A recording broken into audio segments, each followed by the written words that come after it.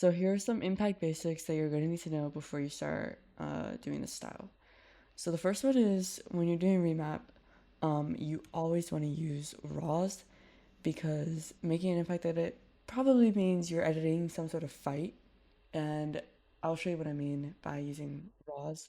Raws are just literally the clip straight up, no remap twixter or anything like that. And typically the dead frames are cut out of it, but sometimes you leave them in, only if you need it to be a little longer.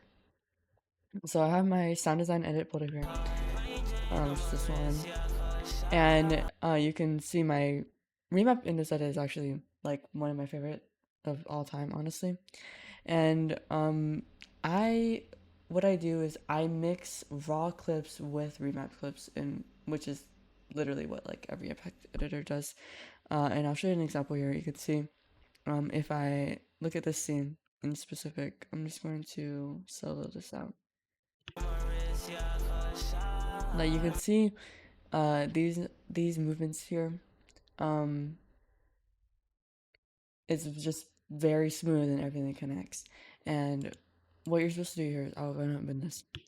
So you can see this scene, I remapped it, but this scene, nothing on it, and it's literally just raws. And to achieve this, what you want to do basically, when you have your clip, you want to cut, you want to split the part where you can clearly tell it's going to warp if you end up remapping it.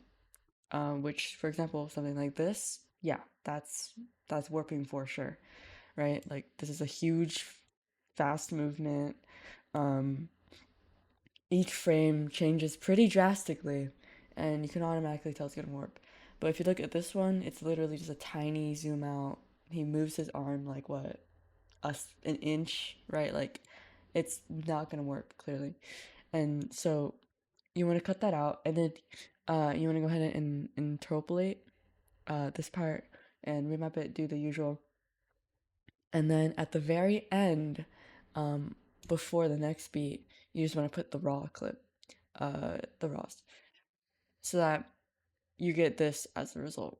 And I'm gonna show you another example here, right here, where I actually did two sets of raws because this was actually warping, and although I could have left it, it really decreases my impact if I were to leave it. Right. So this is raw clip, like completely, right? And what I just had is getting a little messy. Let me go back. So this is raws, right? This is remapped, my normal remap graph, just this, and this raws because again, each frame, drastic movement, like this will warp if you try to remap it. You just kind of understand if there's a lot of movement, the clip will warp. So don't remap it, just use it as a raw. And this also gives your edit more impact in general because it's a very fast movement before like this just is much nicer than if it was just a slow movement, you know what I mean? Same here, like this I smoothly transitioned it using raw clips. So that's the one thing you definitely need to understand when you started impact. The second thing you need to know is pacing your impact, because you need to figure out what parts of your edit are going to have impact and what parts aren't. Because if your entire edit is just filled with impact, boom, boom, boom, boom, boom, then there really is no impact. Because I mean, if it's all impact, then where is impact? You know what I mean? Like, you're not gonna be able to like differentiate it from a different scene in your edit. Um, this edit isn't the best edit to showcase this, but I'm going to be making an in-depth SFX tutorial later on, which will also help with pacing impact, in which you also have to pace your SFX. The next thing that you need to know is framers.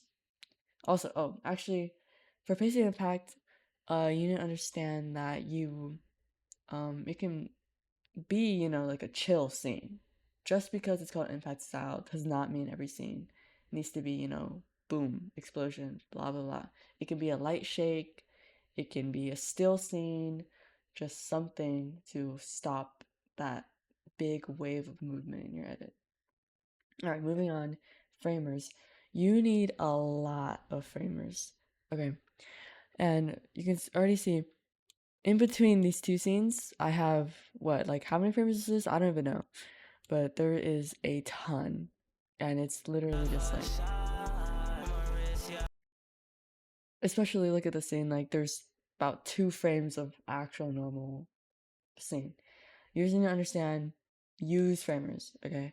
Because use them to create impact. You can make impact framers, and you just want the scene to really like flicker and give that oomph with framers.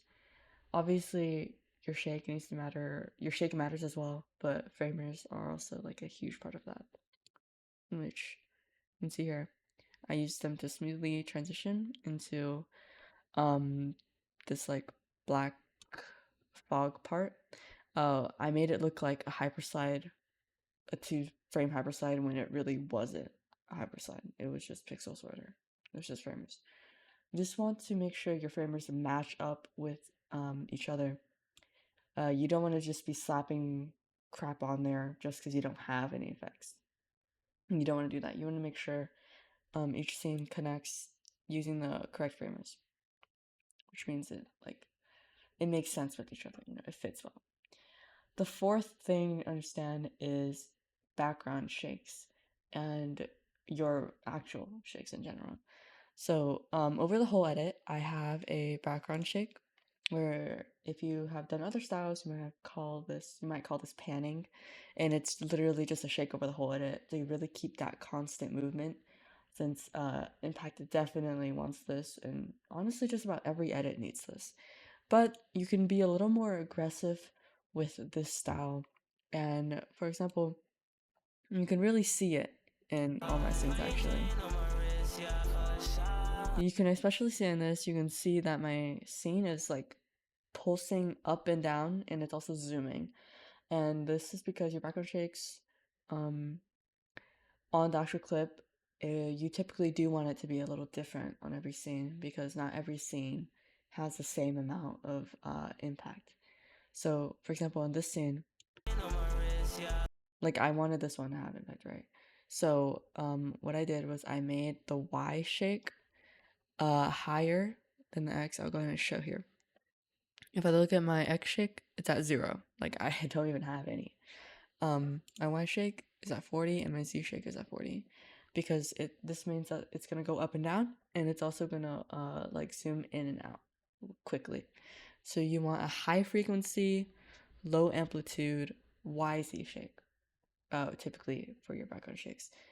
But obviously you can add in some X if it matches your scene accordingly. But you just need to make sure to utilize background shakes to really give you that impact in your scenes. As for your actual shakes, I will make a shake tutorial later on how I do my shakes. But remember, you need to pace your shakes. Meaning not every shake has to be aggressive and stuff, you know? And some of them can just be light and chill. Like for this scene, you can barely even tell. Well, I mean you can tell, but it's nothing aggressive, it's nothing too much. And this is just to make sure, and you know, it's like watching a movie, right? Like you're reaching the climax, but you're not there yet. It can't just be climax, climax, climax throughout the entire movie. And it's the same with these edits here. Okay, that'll be all. That's all I can think of, honestly, for Impact Basics. If you have any questions, just DM me on TikTok. Yeah, I hope this helps.